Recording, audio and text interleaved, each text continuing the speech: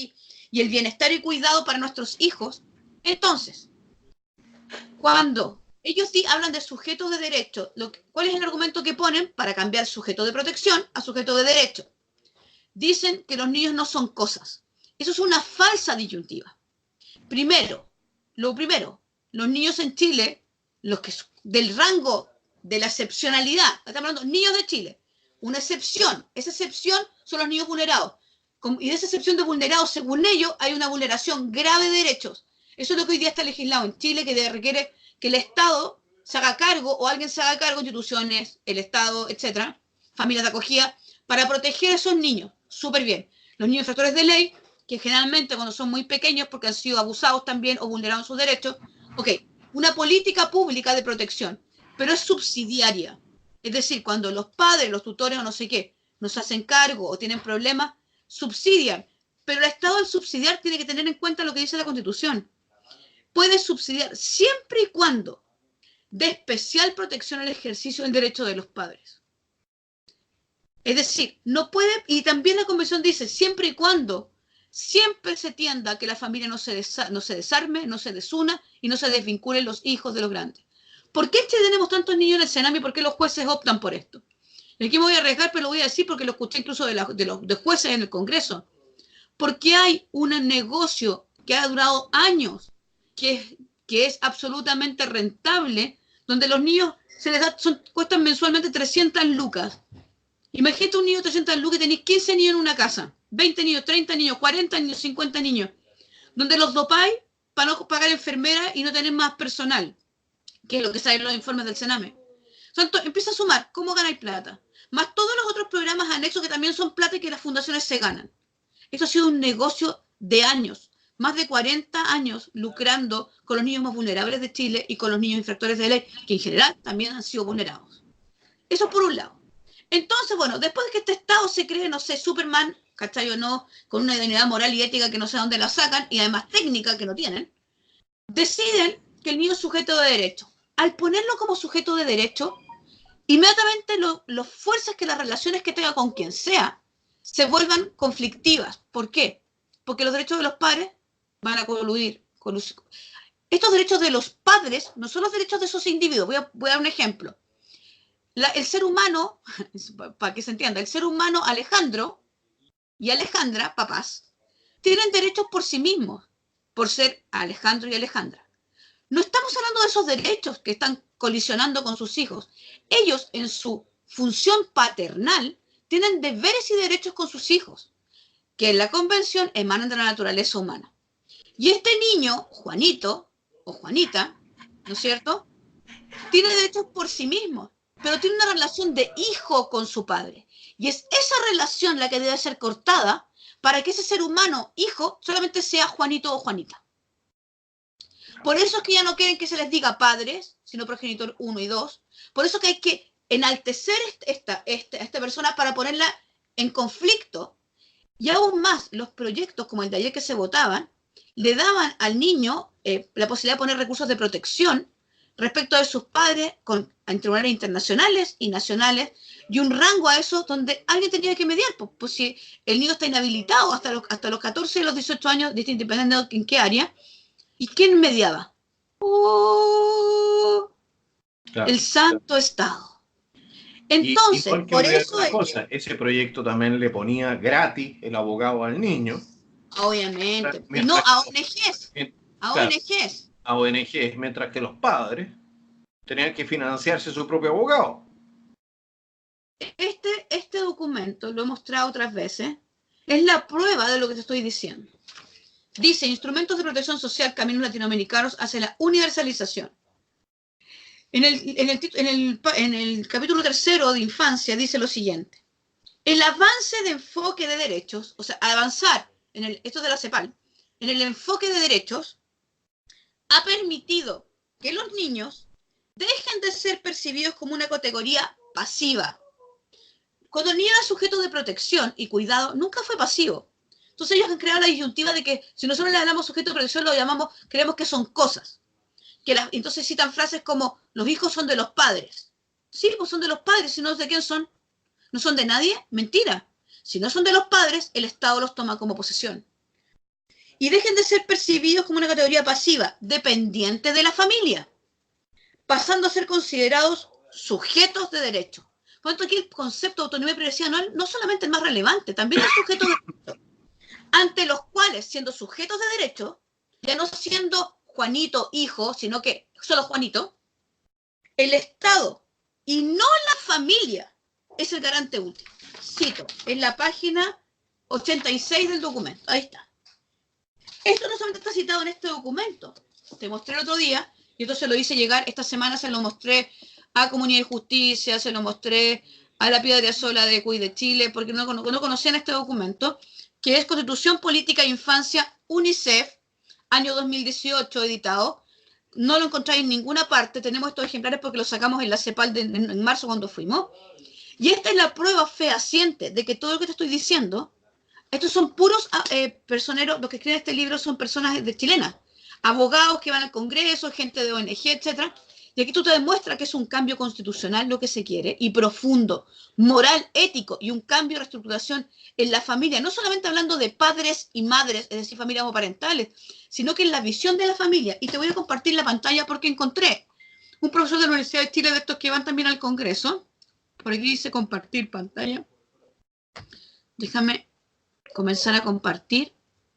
Dame 5 segundos, lo tengo aquí. ¿Se ve? ¿Se ve, Johannes? No, de momento no todavía. Hoy lo compartí, no sé qué más hacer. Decía compartir pantalla. Ahora estás compartiendo pantalla. Ahora me veo yo. Ya, ¿y ahora? Ahora sí. Ya dice. Otro derecho, esto voy a subir para que vean que es de la Universidad de Chile. La Universidad de Chile. Nueva Constitución, elementos para el debate. La infancia en la Constitución, los derechos que faltan para garantizar en la legislación chilena. Y mira lo que dice acá. El control malo es el más grande para que lo vean. Ahí está. Voy a correr tu cosito. Otro derecho que está siendo vulnerado en nuestra sociedad es el derecho de vivir en familia. Pues no me parece que la familia sea el único núcleo en el cual el niño debe crecer y desarrollarse integralmente. O sea, totalmente contra la convención. Comentó el psicólogo.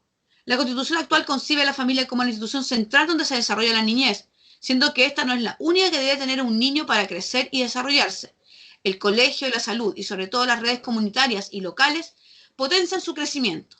Especialmente son comunidades con una identidad propia que los aúna, como ser mapuche, pescadores, chilotes, integrantes de una etnia específica, y no lo nombra aquí, pero dice, y los grupos vulnerables como los grupos LGTBI, etc. Es decir, poner a la familia al mismo rango del colegio, por eso queremos formación ciudadana, de la salud, de la junta de vecinos, perdóname, pero en el fondo es debilitar a la familia y es debilitar a los padres, como lo dice claramente aquí. La familia ya los hijos no dependen de la familia, pueden depender de un otro. O sea, nosotros los concebimos, los traemos al mundo, los cuidamos y después se los entregamos al Estado. Esto es como una dictadura antidemocrática, ¿cachai o no? Pero con pasada democrática porque se votó en el Congreso, ¿cachai o no? Es bastante complejo. Bueno, es la expropiación literal de los niños. Es quitarle, digámoslo de esta manera, los niños son producto de sus padres. Eso es un hecho natural de la causa. Son responsabilidad de los padres. Los padres tienen que financiarlos y tienen que cuidarlos, etcétera, etcétera. Ahora, lo que le están quitando a los padres es la posibilidad de educar a sus hijos, como mejor les parezca. Sí, pero todo lo que dice, por ejemplo, este libro sobre educación, se restringe a una mera responsabilidad. Ahora te quiero explicar, para pasar al segundo punto, te quiero explicar en qué estamos en el Congreso, qué fue lo que pasó realmente. ¿Sigues con la pantalla compartida? ¿Y estoy contigo? Sí, yo me veo en este momento en la pantalla.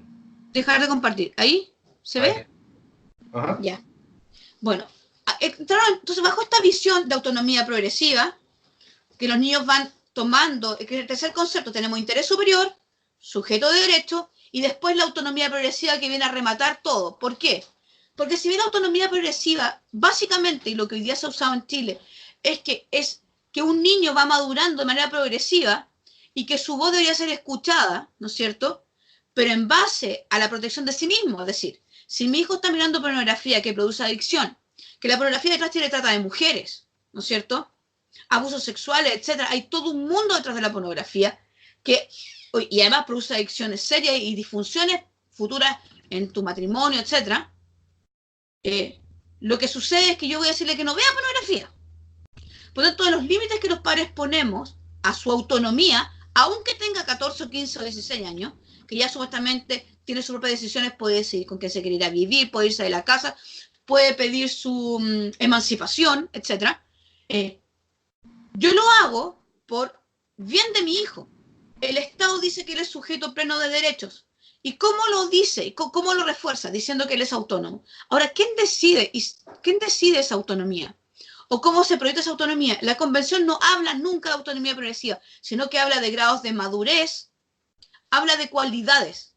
Y esas cualidades deben ser, siempre están sujetas a los deberes y derechos de los padres, poniéndolos a ellos como garante primario y último de toda su protección y cuidado. ¿Se entiende? Entonces, la autonomía progresiva interpretada bajo esta visión nueva quiere decir que el niño, siendo sujeto de pleno goce de derechos, donde no se puede limitar, ni restringir, ni suprimir ninguno de estos derechos, porque eso vulnera, ¿no es cierto?, los derechos humanos, incluye que los padres no lo pueden hacer. Ahora, si tú adoctrinas a un niño desde pequeño bajo una visión ideológica, quitándoselo a los padres, obviamente vas a disfuncionalizar familias, vas a judicializar relaciones, etc. ¿Qué pasó? El proyecto de garantía era un mal proyecto. Bachelet, que no tenía un pelo tonta, Bachelet y compañía, que además están súper pauteados por las Naciones Unidas y por la CEPAL y por la OEA, no nos cabe duda hoy día, es alta comisionada de las Naciones Unidas, más todo su grupito, que están encriptados, incluida la ministra vocera de gobierno de Bachelet, también está hoy día con un cargo ONU en un país de Centroamérica, en una de las oficinas. Todos ellos, obviamente, respondían a esta agenda, ellos jamás se van a quedar sin pega. ¿Cachai o no? Todo lo que decía en ese tiempo, obviamente esto tenía un qué, era pago por pago. O sea, el que Bachelet impusiera el aborto en Chile, el asesinato de niños en el vientre de sus madres, tiene su pago, y su pago es el cargo. Entonces, lo que tenemos aquí es que, bueno, ella hizo una especie como de gran sistema, pero resulta que hay una jueza que se llama la jueza Geldres. El primer informe del Sename es de la jueza Geldres. La jueza Geldres fue la primera a entregar un informe de denuncia de los abusos de los niños en Chile en los centros del Sename, en los centros intermediarios del Sename, y además hizo una investigación al Poder Judicial completo. De hecho, fue el primero que se destapó, y porque ella tuvo el empuje y la garra para poder denunciarlo, porque lo taparon como pudieron, seguimos con el informe 2, 3 y 4 del Sename. La jueza Geldres fue propuesta para ser la defensora de la infancia. Y la izquierda no quiso, en realidad la oposición no quiso que ella fuera porque decían que era de derecha. Nunca ha sido de derecha, yo no comparto con ella muchas cosas y comparto otras porque ella es una mujer seria y coherente con lo que hace. Ella no tenía que probar que iba a ser fiel a la defensa de la infancia en Chile. Ella no tenía que probarlo porque ya lo había probado. Y pusieron a esta defensora de la niñez absolutamente terrorífica, por decirlo de alguna manera, que no protege a los niños, sino que protege su ideología y los derechos, no a los niños. Y tú lo puedes ver porque las causas que toma son absolutamente ideologizadas y son las causas que en el fondo le convienen para su propia agenda, o la agenda ONU, o la agenda UNICEF. Y uno naturalmente se pregunta por qué la izquierda, aunque fuese de derecha, ¿ya? Pero ¿por qué ibas a rechazar a una persona que efectivamente ya ha dado garantía de compromiso con los derechos de los niños? Exacto. En una función muy específica, solo por el hecho de no ser de tu sector político. Y entonces uno, efectivamente, a la conclusión a la cual uno puede llegar es que a esta gente no le interesan los derechos de los niños, porque no les han interesado nunca tampoco los derechos humanos, lo que les interesa es el poder. Tengo que decir que la derecha también, yo me acuerdo que estuve ahí, no voy a decir los nombres porque no puedo decirlo, pero muchos no tenían idea, no tenían ni idea de la historial de la nueva, ¿cómo se llama? Que además es muy, técnicamente no es muy clever, de la actual defensora de la niñez. Entonces, votaron al final porque tenían un candidato de derecha, supuestamente un candidato de la oposición, y tomaron un término medio que era mentira, tampoco lo investigaron. Entonces la verdad es cuando dicen que les interesa, no les interesa, y tú lo ves en las votaciones. Bueno, la cosa es que el proyecto de garantías, la jueza Hedler fue invitada muchas veces, tanto a la Cámara como al Senado. Pasó su trámite en la Cámara y ganamos. Esa fue una de las grandes victorias que tuvimos hace 2 años, porque pusimos mira, primero se metieron indicaciones en el tema de Provida. Decía, el proyecto quería redefinir, no como la convención lo define, redefinir el concepto de niño. Es decir, toda la protección prenatal de la madre, según la Convención de los Derechos del Niño, y está aquí, es porque se tiene que cuidar prenatal y postnatalmente por el niño, porque reconoce al niño como sujeto de protección desde antes de nacer. Y no lo dice una vez en el preámbulo, lo dice a lo largo de todo el proyecto. Entonces, cuando habla del derecho a la salud, dice que debe resguardarse tanto, mira, aquí dice, asegurar, dice, los Estados partes reconocen el derecho del niño al disfrute del nivel posible de salud y el servicio para el tratamiento de las enfermedades y la rehabilitación de salud. Los Estados partes asegurarán la plena aplicación de este derecho y en particular adoptarán las siguientes medidas para proteger al niño. Asegurar atención sanitaria prenatal y postnatal apropiada para la madre. ¿Por qué? No por la madre, que está asegurada por los derechos humanos, sino por el niño. Y si habla abiertamente la Convención de asegurar el derecho de atención prenatal y postnatal, es porque reconoce al niño como sujeto de derecho desde el vientre de su madre. Y lo hace como 4 veces en la Convención, no solo en el preámbulo. Por lo tanto, han tratado de cambiar una y otra vez y poner todo ser, que no es todo ser humano, como dice la Convención, menor de 18 años. Es decir, ser humano, desde que te juntas el óvulo con el espermio, ya está especie humana ahí. No es un embrión de gato, es un embrión de ser humano. Y es un ser humano único e independiente. Entonces y además había otros artículos que resguardaban la tortura prenatal, ¿cachai? ¿No? Y otros más que eran bien fuertes. Bueno, la oposición en ese tiempo, Bachelet, los sacó. Y lo había, o sea, perdón, sacó esos artículos y puso otros donde no estaba la protección prenatal, donde se decía que es toda persona menor de 18 años, atentando absolutamente, ¿por qué? Porque obviamente la ONU y PPF y toda su cadena internacional que lucra con los abortos, necesitaba que no se resguardara al niño antes de nacer y no lo reconocieran como sujeto de derecho.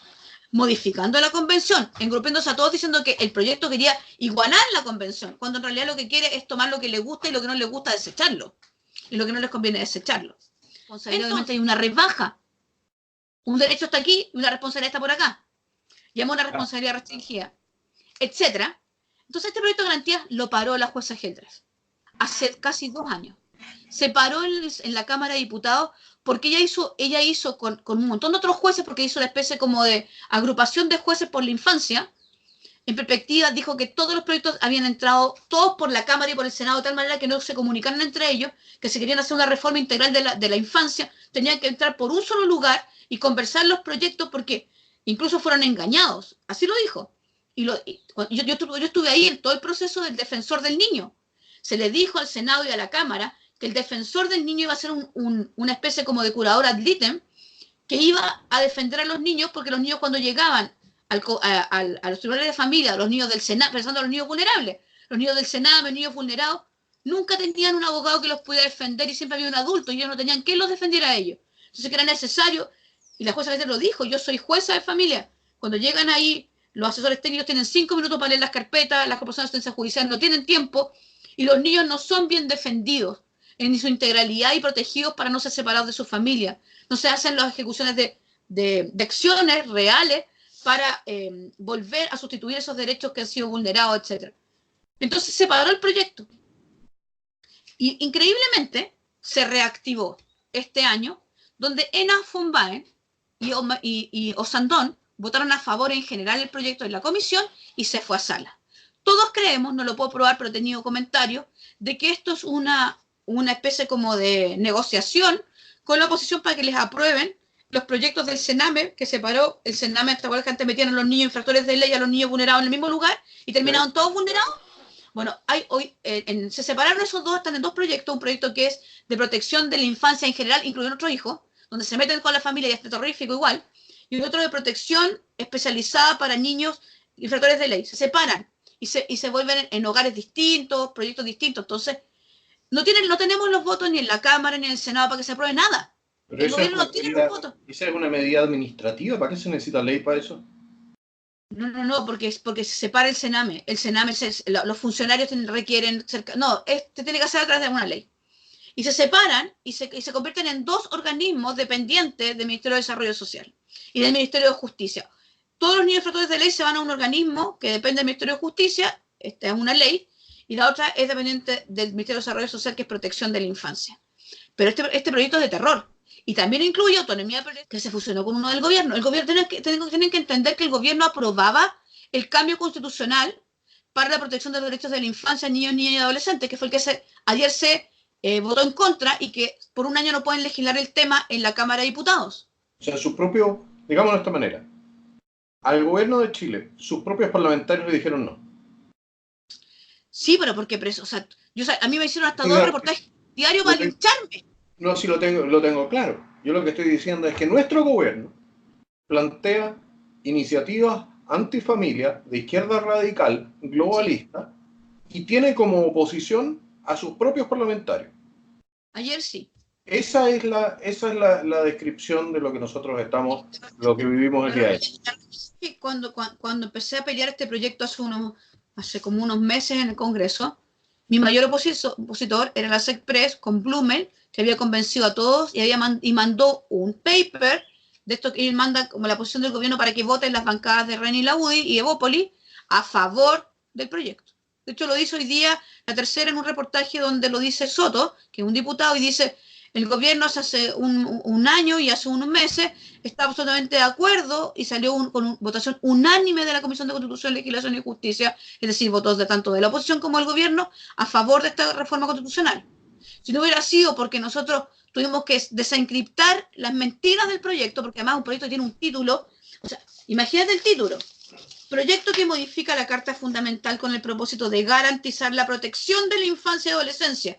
O sea, ¿quién políticamente correcto, ¿cachai o no, votaría en contra de esto? De hecho, muchos de los discursos que se dieron por parte de los diputados, para que la gente entendiera que en el fondo no es que estén en desacuerdo con votar a favor de que se garantice la protección de los niños, sino que el proyecto es engañoso, el proyecto no se condice con el título, es un proyecto ideológico que además es muy cortito. Aparte que la Constitución ya garantiza los derechos. No existe ningún derecho. Y la Convención garantiza la protección de los niños. Lo que ellos quieren es elevar el concepto de derecho del niño a un nivel constitucional bajo una interpretación ideológica, globalista, absolutamente contraria a la familia y a los padres, para poder tener a los niños, y es una estatización de la infancia. Pero si esto es lo primero que hace. Y eso lo está haciendo un partido que se dice liberal, que es Evópolis.